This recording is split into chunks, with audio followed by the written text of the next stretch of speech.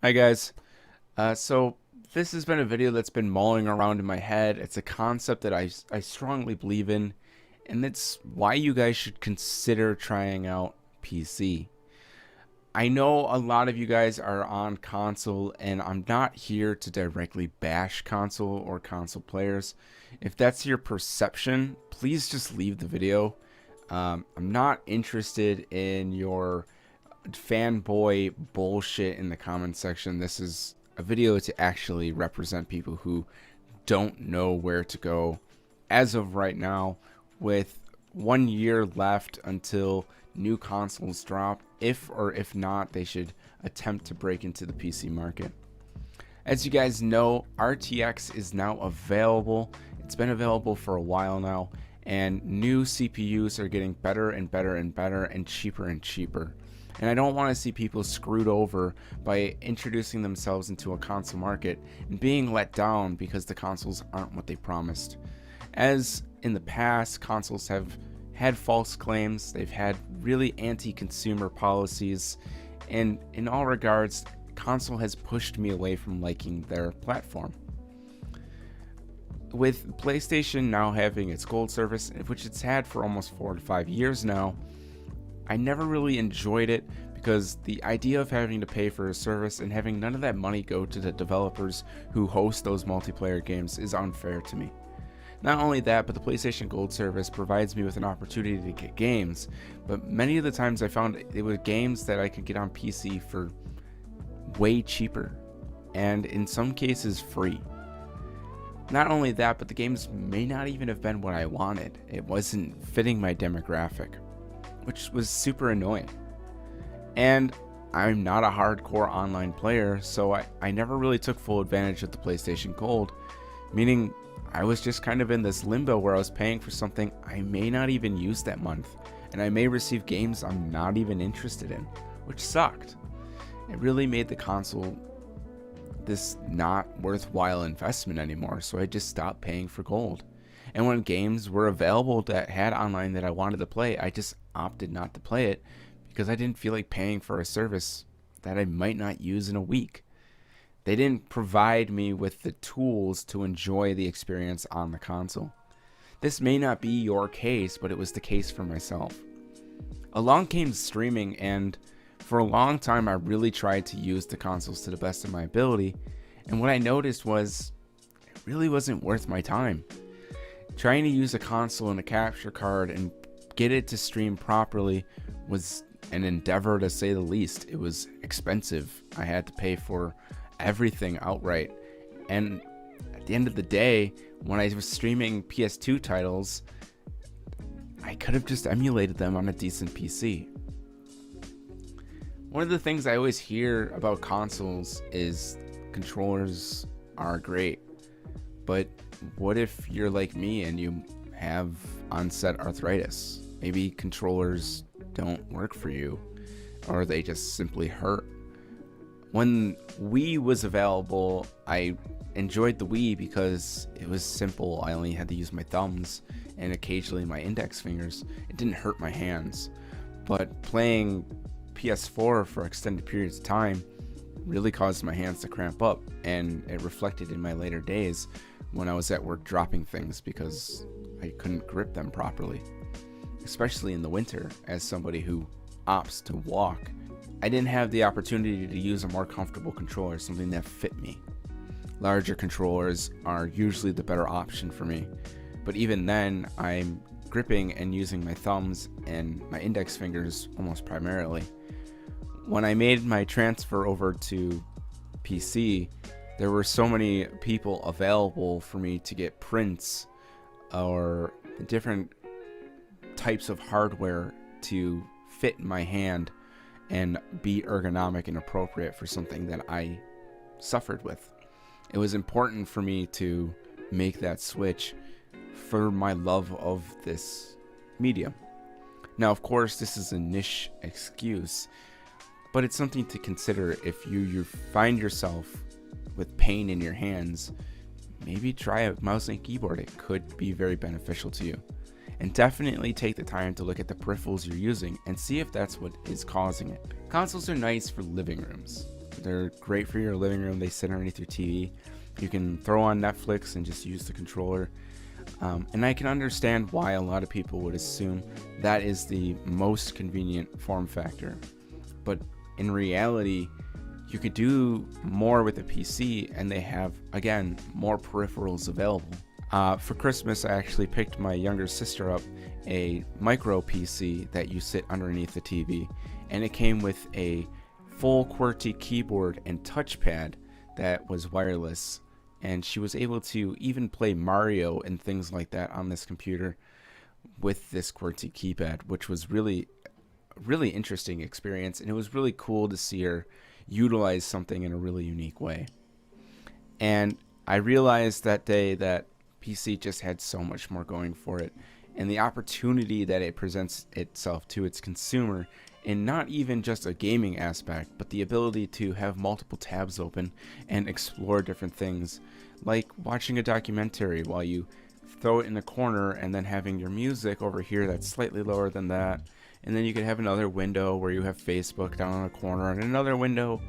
Things like that are really interesting to see people utilize their PC while they can also have a game active on a completely different screen and have somebody playing that game with a controller. Again, bringing back the controller. This has been my experience for a long time. When I lived with somebody else, I commonly would have the screen in the living room where my computer's set, displaying the game that they would play with a controller, and in my own room I could have the game displayed in my room and be playing whatever I wanted to play. It did cause some audio issues, and it was kind of annoying to set up, and segregating the audio to different devices isn't always the easiest. It's gotten easier with Windows updates, but it was available to us, and we didn't have to spend a crazy amount of money to buy 2 consoles to do that. We already had a whole collection of consoles from my life of collecting them, and a whole collection of video games, something that I'm still pretty proud of because it is an emotional connection to me. But if you find yourself having an emotional connection to your console, I'd like to just let you know that you're misguided. It's not really worth it. But as you can see here, I have an Xbox 360 hard drive that I modified and repurposed and connected into my PC. This is a nostalgic thing for me, and it was nice to reutilize it in a way that I can use with my modern hardware. I'd like to real quick bring up the financial situation, our concept that I brought up. A lot of people think that getting into PC gaming is going to be through the roof expensive, and in some ways you're correct. Building a high quality PC is going to be expensive, but you have to understand your own expectations when you build your system. What are you going to be playing? What do you want to play? What do you want to play the next generation, or what next game release has? Let's say you're just interested in playing CSGO or Dirty Bomb, and you're not interested in anything that's you're going to want to play in 4K or something along those lines. Then in those situations, you don't need a top-of-the-line PC. You can usually opt to pay about $400, and that PC is going to last you for quite a while. Many of the games on PC have longer lifespans. It's just the nature of the beast. Dota 2 is still a heavily active community. I still see people actively playing CS Source. Gary's Mod is a game from my child, something I'm nostalgic about, and yet people who are just getting their first PCs are excited to play Gary's Mod. That's amazing. PC just has this legacy concept because it has an unlimited back-end library, games ranging all the way back to when PC gaming just originated. We don't worry about will the next console support the previous generation, which is something to consider if you're like me and you're interested in retro gaming as well. Retro gaming is extremely expensive. It's not something I'd like to pour a whole lot of money into. And having the availability of emulators is really interesting to me. Now, a lot of people will say emulating is bad, but It's really not that big of a deal. It depends on what you're emulating and if the money is actually going back to the people who produce the content. If you're emulating a game where the money goes back to the creator, or it just came out, something on a Wii U or a Switch, then yeah, you're pirating. It's doing a disservice to the developers. Even if you own a console and you go to GameStop and you buy a used game, that money doesn't go to the developers either. You're being a hypocrite with that statement, and I don't blame you. I get it. They're limiting printings of video games because the developers aren't making that money back because of consoles. On PC, you don't really have that concern. Keys are free. They just make a key and make it available for you to download. When you buy a key, no matter what, that money existed and went to the developers. Even if you go to a key resale site, that key must exist from the developers themselves. It can't just be created out of thin air. So on PC, almost every game you buy, a portion of that money goes back to the developers. In some websites like G2A, even if it is a resale, they still provide the developers a small royalty. It just means the developers are receiving more money from us to produce more high quality games, which if you're a gamer, you care about. You care about the people who make the games you love, and you don't scrimp on giving them money. And of course, piracy exists. Piracy on PC is much larger than every platform, but to sit there and pretend that piracy doesn't exist on console is hyper ignorant. And this is something that I tested in the past, and I messed around with quite heavily because I was a curious guy. I was interested in injecting different things into my games, and when even on my Xbox 360 that didn't have a JTAG, I found that I could install a game and use different methods and techniques when the case was taken apart to install different things. And then I can make a fake disk to launch those installed games. Or I could just inject the installed information data and launch it anyways by using an arcade service or something like that, or injecting a license over top of it. The checks were pretty easy to get by. So in essence, piracy on Xbox 360 was extremely easy, as well as the PlayStation 3. I knew several people that were not updating their PS3 and playing on these private servers by using DNS tricks. And there were DNS tricks even for something as much as the Sega Dreamcast. So we're going really far back with this console, and there were a lot of piracy even then. GameCube even had its own piracy. So it's something to really understand that, yes, it's harder, but it's not impossible. And usually you need a pretty decent computer to even do that, so it's something to consider.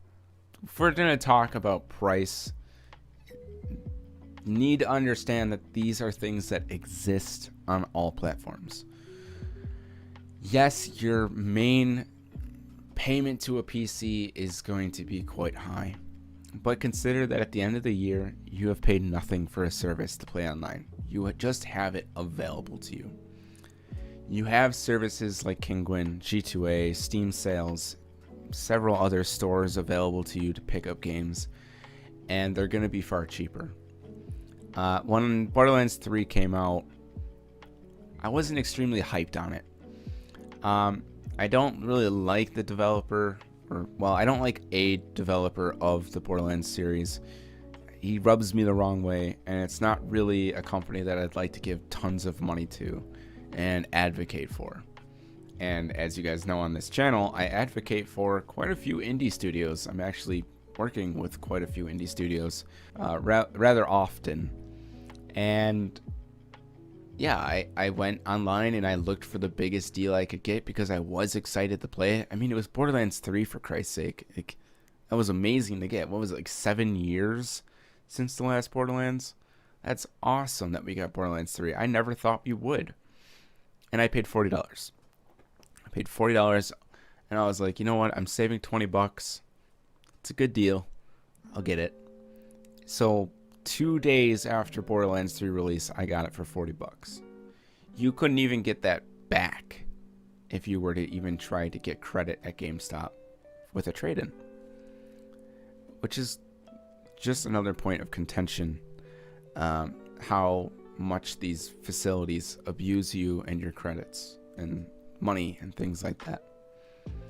You don't need to worry about refunding games on PC because it's extremely easy. If you buy something on Steam and you don't like it, you can just simply return it and you get your full money's worth. So, what's my point? Why would I want you to try PC? Well, for starters, the free online service is a plus. Having the ability to go to things like Humble Bundle and Fanatical.com and introduce yourself to different games that will never see the light of day on a console, things like RTSs and things like that won't be brought over, is something that I advocate for. It's something worth trying. And I can sit here and I could talk about the pros of using a mouse and keyboard in FPSs, but I understand for the most part it comes down to your opinion. But I personally think objectively the mouse and keyboard is superior, and if you're a streamer, I would say objectively using a mouse and keyboard makes your streams look better because you can bind different DPIs and do different cinematic things in your streams by making your characters turn and things like that look smoother. You can also make it seem more realistic where they're not in this like weird axis. I never really enjoyed how console analog sticks worked anyways. It always felt uncomfortable to me, janky, unrealistic, but again, these are opinions. But if you take the time to learn mouse and keyboard, you'll probably find that yes, it is not bad. It's really just knowing where to place your hand on the keyboard and hitting those correct keys. And it's not really difficult to glance down when you're directly in front of your monitor. But that's to say that you're sitting in front of a desk. Let's assume you're not sitting in front of a desk. They have different travel mats that you can use on your couch. I've seen them pretty commonly used in some streams. People who do couch gaming but prefer PC will have these little armchair rigs that they sit their arms on and play. And I've seen people actually get into PC and not have a place for their PC, so they just set it on the side of their TV stand and play their games with a rig like that. And they don't have any complaints. They say they're rather comfortable and it's not hard to set up. Wireless mouse and keyboarding these days is extremely good. The latency isn't terrible. I don't prefer it. I like my wired stuff, but it is an option. If gaming is your preferred, you still have Steam Picture available to you. You can take the time and port or add all non-Steam games into the Steam library, and you can access your Steam Big Picture by pressing the Xbox controller icon 2 times, and then it will bring it up. It's extremely streamlined. If you decide to use a PS4 controller on your PC, the touchpad actually controls your mouse. You can right and left click with the touchpad, meaning you're not only limited to Steam Big Picture anymore. You can access everything you want with that touch keyboard, touch and pad. And Steam will actually recognize that you're using it and provides you with an on-screen keyboard when prompted, which is extremely neat. I don't know if that's a part of the beta program, but that's really easy to opt into to try out. It's really cool. I no longer use my PC in front of a TV. I did for a while. I actually played through Final Fantasy X in front of a TV. It was pretty good.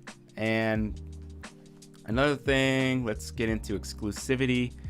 A lot of people like to talk about exclusives, things like Forza or God of War.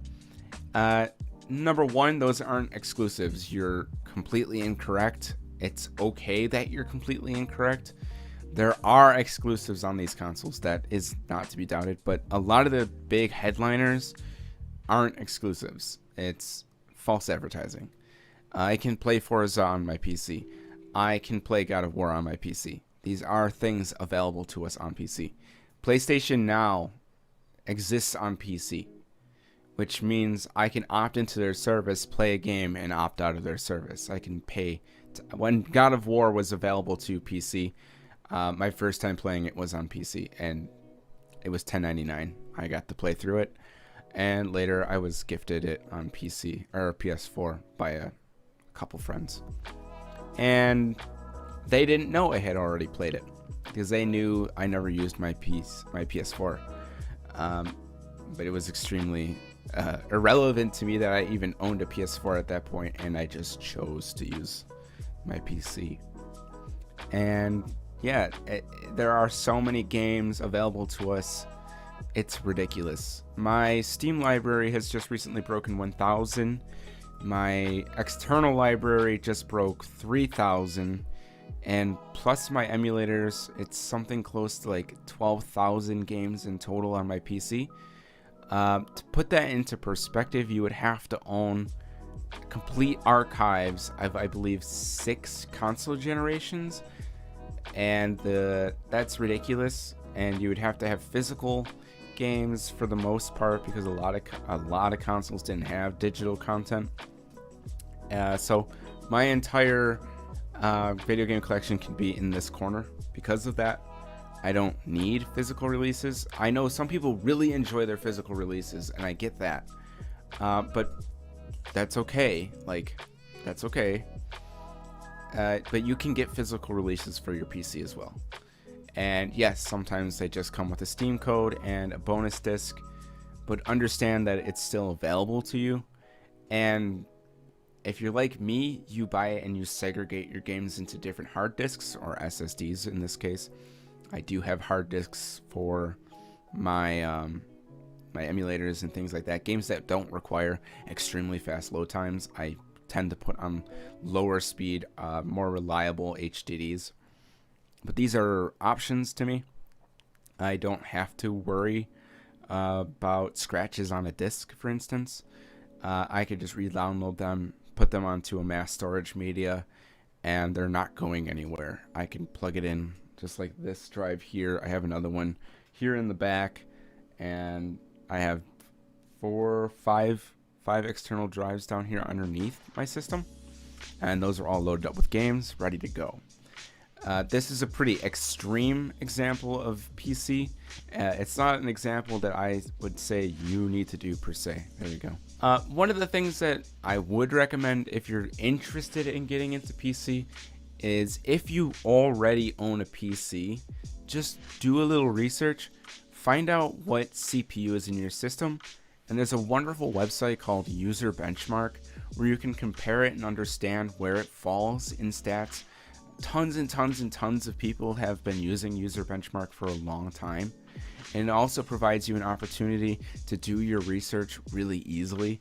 You can compare GPUs against each other to figure out where you want to be. It has FPS stats underneath it for the games that you might want to play, but it gives you an idea of where those games are going to play on that GPU.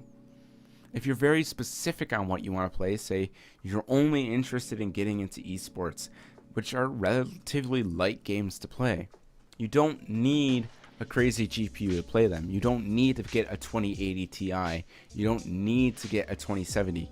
You can go with a 1050 or a 1050 Ti and not upgrade your PSU and just get a passive card like an RX 550 or a 560 or a LP 1050 Ti. These are all cards that don't need extra power, and they will take your rig and make it into a gaming PC. And many of these cards can be found for $120, if not less. I have cards behind me, a 650 Ti and an R9 380. This is an R9 380 and this is a 650 Ti. When you're looking for a GPU that's going to be lightweight, a 650 Ti like this is pretty much what you're looking for. This is a 1/6-pin header PCIe, which if you're in console, you might not know what that means, but essentially PCIe is this bridge here. This is what allows you to transmit the data. And this here is your PCIe. I know you can't see it, but that's where the power supply goes. And here is an R9 380, a much beefier card. When I originally got this card, it was one of the better cards on the market, If you were into about high 1080p settings gaming, this is what you were kind of looking for. This was a very hot and powerful card. It was a total tank. It required 2 8-pin headers. It was very, very powerful card. And yeah, I mean, AMD versus NVIDIA is a whole nother conversation. So talking about hardware, I have this PC right here. So this PC is something that I've been working on for a really long time. I don't really need to go into extreme detail to explain what's here, but I've been building this as a budget option PC for fun. So here we have an LGA 775 Q99, Q9650, Q9660, Q9960, I forget, and a EVGA 400 watt with a twin pin PCIe. So what I'm waiting for is to find good RAM for this computer at a fair price, and currently this PC should be able to run pretty much anything I throw at it at roughly 720p high settings, including modern games with hardware that's from like 2006. So a computer from 2006, and if you've ever watched my streams and met Eden, he actually uses a computer from about this time period. He has a 950 with a Q9600. I believe that's the model of the CPU. And he still plays things like Destiny just fine. So to say that you need a supercomputer to enjoy gaming is extremely ignorant. This computer will probably cost me about $120 when it's done. It has about 700 gigabytes of storage. I just have these two HDDs here. And it's a fun little project PC to keep me intrigued in computers. I'll probably finish this, do a video on it, and then give it away or sell it. I don't know. But this is a wonderful example of how you can pick up an extremely cheap case and start building for fun and get interested in the hardware and do it yourself kind of thing. And it's something you can be proud of. Just like the system here that's glowing red, I can be proud of that system because I took the time to build it myself. It's something I put my heart into. I picked out the parts, I balanced my budget, I saved my money, and I got what I wanted, and I'm not going to complain about it because I deserve everything I got because I put it into it. I wasn't forced to get whatever a provider like Sony or Xbox wanted to give me. For now, this thing's just a footrest. Shout out to Adam. I can obviously sit here and talk about PC for days, and I'm sure that that's clear to you at this point. But I want you to be aware that you should just do your own research. If you're ignorant of what, well, I'm not gonna say ignorant. I'm gonna say nescient, which is pretty much the same thing. It's just nicer. If you're nescient about gaming on a computer, that's okay, but I'd like to make it clear you don't need to go out of your way. If you can find a decent Athlon chip and a decent GPU and you can recycle those parts, which means you have parts not going into a landfill and you can experience the games that you want to play at a quality level, why wouldn't you take that cheaper route? It allows you to put more money away. Maybe you will really enjoy gaming on a PC, and it'll allow you to take apart your computer and not feel bad because you're going to put it back together and it's going to be better than before. And then you can be proud of that. Now, I'm somebody with the skill and knowledge to take apart a PS4 and an Xbox One and put them back together and even repair them, which I have done. That's how I got my consoles. If it wasn't for my skill, I wouldn't have had these consoles. I wouldn't have bothered. But the opportunity was presented to me to get these consoles, and I was like, sure. But now I just look at them as an opportunity to say, when the fanboys want their systems, I'll just throw them on the market and make a couple $100. Because they're not intelligent enough to make the option to switch over to PC. I just want to make it clear to everybody that if you have an Xbox One store already filled out with a library, they're working on porting a lot of that over to PC.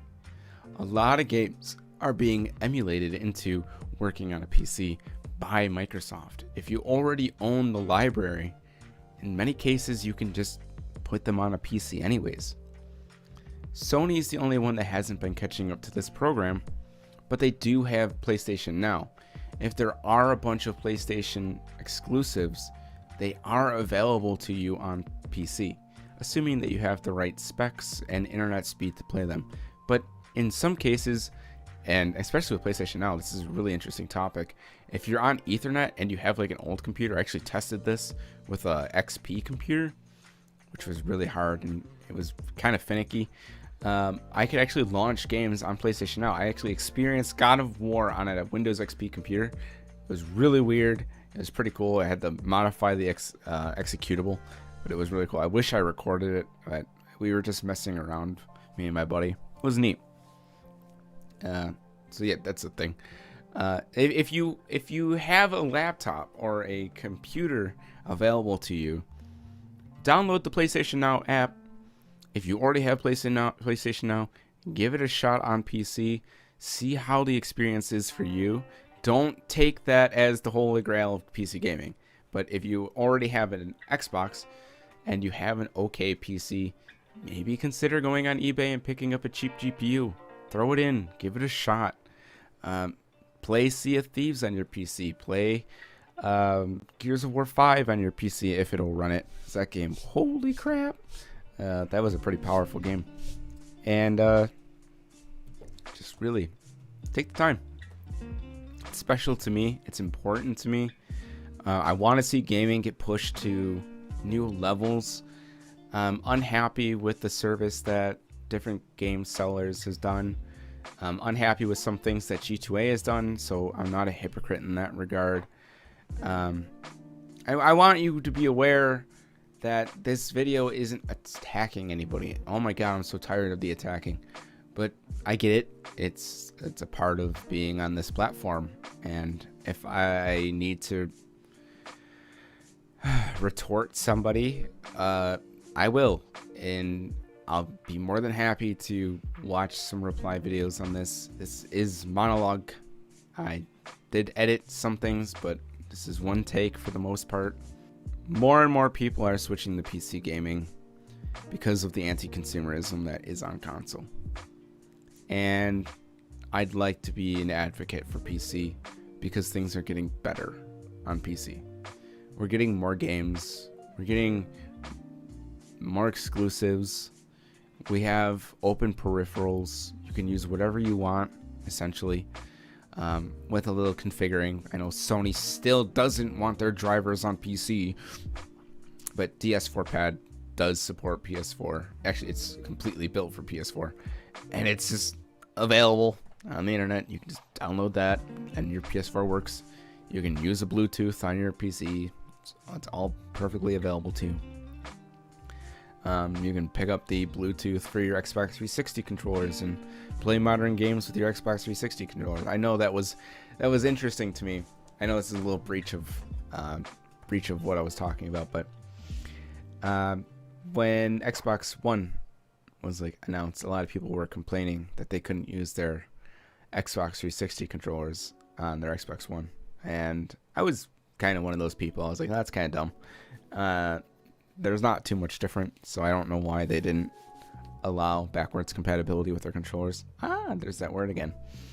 And I was like, oh, that's funny. And I'm playing brand new games on my PC with my Xbox 360 controller, and that's when I stopped, and I was like laughing to myself, and I was like, oh man, if these people just understood that they can play a lot of these exclusives like Sunset Overdrive. It was ported to Steam pretty quickly. And it's not a big deal. I can still use this custom Xbox 360 controller that I made myself. I mean, it's 3D printed. I did the whole thing myself. On their PC just fine. It's not a big deal. And I can use it to this day. I could pick up extremely cheap Xbox 360 controllers, and they're still perfectly fine assets for my computer. I have 3 drawers here of controllers because I like to play Skate and things like that, and Session now, and that breaks the joysticks pretty quick, and those are really hard to resolder, or solder, sorry. Yeah, I like using the new Nintendo Switch stuff on my PC. That's pretty funny. I just got a Wii sensor bar for PC. That's pretty fun. I can use my play with my Wiimote, and I can play games that are like homebrew, or they have mods to play like Resident Evil 2, the remake, with the Wiimote. It's pretty cool. There's a lot you can do if you take the time to learn. There's so much stuff available. Mods, I can get into a whole conversation of mods. I can get into storage, the ability to have as many games as you essentially want, because hard drives are so cheap and so plentiful right now, and you don't have to worry about compatibility because you can learn and make it compatible. It's just a YouTube video away. Or ask me. Come to my Discord, ask me.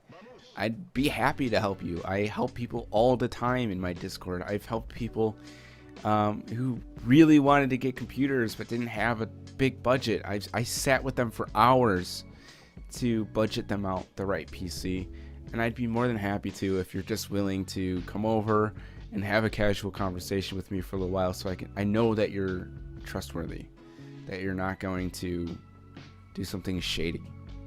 And there's a lot of people in my Discord who are now well educated and versed in gaming and computer parts, who are more than willing to advise you on where to lean, especially if you're on a budget. And really, a Ryzen 5, whatever generation, and an RX 580 will carry you still for like another 5 or 6 years. You don't need RTX. I've already said this, but you don't need RTX. You don't need 32 gigabytes of RAM. You don't need a 2080 Ti. You don't need an i9. You don't need an i7. You don't need a Ryzen 9. You don't need a Ryzen 7. I mean, yeah, it's nice. It's quality of life, but you don't need it. You can get amazing quality by just taking a few steps down. This computer that I play on and I stream on, and I have 2 monitors. I used to have 3, but it broke. Funny, if you don't watch the stream, it blew up on stream. It was crazy. It's a Ryzen 1700. I didn't even upgrade. We're on Gen 3 already, and it's still amazing. And a 1070 Ti, which I bought used, and had to repaste, buy a shroud for, and put together. And this computer probably cost me like $600 at the end of it. It's got 32 gigabytes of RAM. That was the most expensive asset of it. But for the most part, I was budgeting for the best performance I could get. I still had a budget. I know, crazy. The hardcore gamer guy who has all these games had the budget. Yeah, because computers are expensive. And yeah, you have to budget. So I did the best that I could with the money that I wanted to spend. Because I'm financially responsible. $600 for a computer that will last far longer than a console, and I don't have to pay for online service, with games that are so much cheaper, was a way better, way healthier purchase. Because in the long term, I'll be saving a ton of money. When you have to go buy the next generation console because your Xbox One is obsolete and they stop making games for it, or your PS4 is obsolete, and you have to go pick up the next console, over the course of however long, I think it's 5 years, you'll have spent over $1,000. I'll still have only spent $600. And that's excluding peripherals and things like that, of course. But even then, I opted to get those kinds of things, like the fancy M.2s and the extra HDs. These are things I opted to get. Understand that. You could just buy a 2 terabyte hard drive and plop it in and be perfectly fine. Or if you're just playing some games, not a ton, you could opt for a 500 gigabyte SSD just so you have faster load times. These are things that you can consider when you're building. And you can lower your price by changing what peripherals you get, or essentials. You don't need a top-of-the-line mouse because you plan on playing with a controller, then get a cheap mouse. If you don't need a top-of-the-line keyboard because you're not doing competitive stuff, then don't get a top-of-the-line keyboard. These are options that you have. You don't just have to be like, well, $60 controller. even though I'm just playing Mario Odyssey. Something to consider. You can say, I want a controller, but I don't really want to spend a lot on the controller. I'll just buy like a cheapy Logitech or, you know, one of those $12 USB. I actually have one, an Xbox 360 wired, cheap as controller, and it's super good. Like, it's a generic one, so like not every game supports it, and you have to use the Steam controller settings, which is so convenient because I can just click on one button and it works. So nice. And I can play these games with this off-brand Xbox 360 controller, so if it breaks, I don't have to break one of my nice on-brand ones that are a little bit higher quality. So I've been using these off-brand controllers pretty frequently, but that are like $8 a pop, and they last a while. Like, this one's last like 6 months or something like that. I had an Xbox controller last like 4 months when I started playing Session. That's bad. I could not imagine being a console gamer that likes games that require a lot of rotation on the stick and a lot of pressure on the stick, because when those things go, it is so expensive. And when you're buying like 3 or 4 controllers, like 4 controllers cost $240. What? I could buy a nice GPU for that price and just pick up like 4 whatever controllers on eBay. And yeah, it's not going to be the best experience on a controller, but it's still at least an option. And those off-brand console controllers are fucking trash and way overpriced. Like, I could not believe what Afterglow wanted for their controllers, and they hurt my hands so bad. And one of the reasons why I own so many controllers is, going back to my previous conversation, is I actually love the Xbox One controller. They're just bulky enough for me to be comfortable. I own so many controllers because I was trying to find the right fit. And believe it or not, the Duke Xbox original controller was my favorite controller of all time. And there are adapters to make it USB, so I can use it with my computer. So if you're ever watching one of my streams, you might catch me playing with a Duke if my hands hurt that day, and I'm playing something that will obviously support that controller, which is everything that I want it to. Indie games, you got libraries upon libraries. This video is turning into a 45-minute rant, as it always does. Just consider it. All right, end of the video. I hope you guys watched it all the way through. Consider it. Go pick up a cheap GPU. I have things coming up on screen so you guys are aware of the prices. If you already own a computer, User Benchmark is there for you. See if it supports by going to things like Intel Legacy or Tom's Hardware. Ask a question. Give them information on what your computer is, what model is it, and they will tell you. They can link it to you and help you. And these are people that love to do that kind of stuff because they're passionate about what they do. They're passionate about saving people the time and money and giving them the resources to learn. This isn't just about video games. It's so much more than that. This is about giving people the resources and the freedoms to do what we do. The ability to make a game whatever you want it to be, because not every game is good. But on PC, we can make it good. The community can band together to make mods. Like, we can hire people to make it better. Ports aren't always good on PC. This is a fact. Dark Souls was kind of meh. But you want to know what's amazing? The teams that got together who loved Souls, and they fixed it.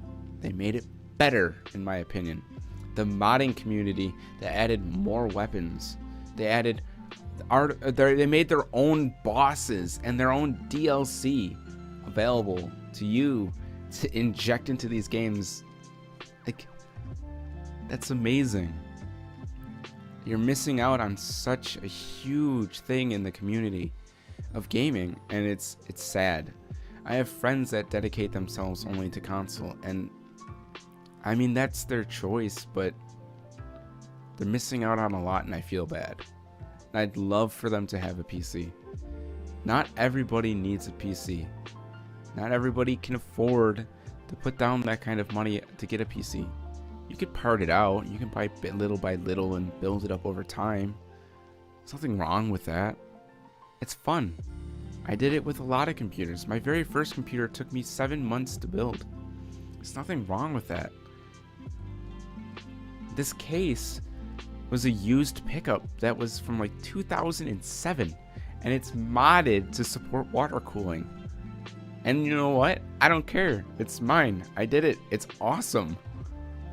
And something that when people are like, oh, that's weird. I'm like, yeah, isn't it weird? That's pretty cool though, right? I had to put the hole in it, and then I had to glue it in and then bracket it in. It's cool. Is it functional? Yeah. Is it logical? No, not really. I could have just picked up a water cooling case for like $70. It's not that expensive, but I didn't want to. I already had a case. Let's just mod it.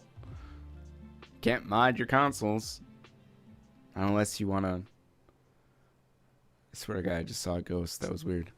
It was like a shadow shot by. That was weird. You can't. They're proprietary. You can't get in and add RAM. You can't get in and change the GPU. You can't get in and change the CPU. You can't even change the software. You're just so limited. And I understand the convenience. I get it. We live in a society of convenience. People pay for convenience. I get it. But there's convenience on PC if you're willing to learn. And there's no reason not to learn.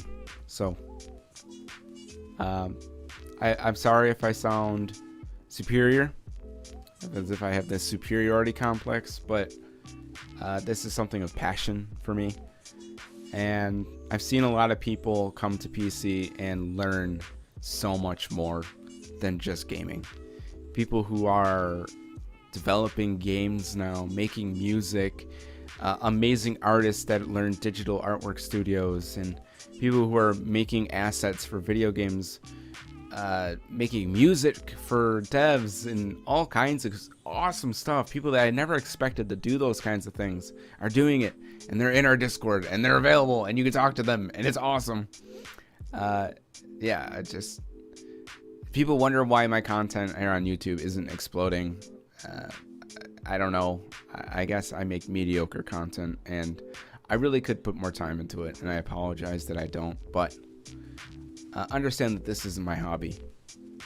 I'm not here to scrooge you out of your money or whatever, scrounge you for money. I don't know. If I ever go anywhere, it would be nice. But at the same time, I'd like to have a positive message and not be attacked or have growth for being attacked. I don't know. This is all getting edited. So with that said, everybody, I hope this video is informative. If you have questions, just come on over to the Discord. If you are interested in buying a budget PC, or you already have a computer and you just need questions answered, just come over and ask. Discord supports pictures. You can put them up in the ranch, which is one of the text channels, at one of us, one of the people who are willing to talk about it. And we're willing to help you and teach you and give you the resources to take gaming into your hands and into the next level.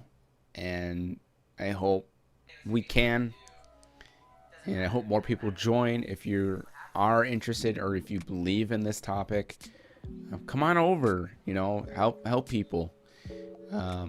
Budget build on Newegg and share it, things like that. I do that all the time. I do these like $400 PC builds that are 720p ready, that are going to get higher than 60 FPS, that will run in 720p ultra. Yeah, that's not amazing graphics, but if you're an esporter, it's perfect. You can pwn and frag noobs with ease at those kind of settings, and those systems aren't going anywhere. I know for a fact, a lot of people are using the Ryzen 5 1600 inside of the $20 Roseville case with the, I believe it's $40 Asus cheap make micro ATX board, and they're pairing it with 8 gigabytes of critical RAM, which is like the cheapest, or crucial RAM, which is like really cheap, or the Corsair Value RAM, which is also cheap and good. And they're also pairing it with a RX 560. And apparently It's really well built if you pair it with a decent SSD, like a 500 gigabyte SSD. And these computers are like, I believe there's something in the range of like $300, and they're like blowing consoles out of the water. To be fair, 480 to a 560, you can actually go to user benchmark if you want to see this. The 560 isn't even close. You're better off getting a 950 for that kind of price. The 950 I believe is like 10% better. But I'll have the values on screen. But I'm gonna end the video here, guys. I'm gonna go edit it up. I'm talking to myself. If you'd like the edits in this video and like more information on this thing, like I said, come to the Discord, come to the Discord, come to the Discord, come to the Discord. Subscribe. Even Linus Tech Tips is like, we don't understand why people are obsessed with console. And they're actually doing those sleeper builds where they're taking consoles and taking the guts out and putting in PC parts so they run better. Awesome. Peace.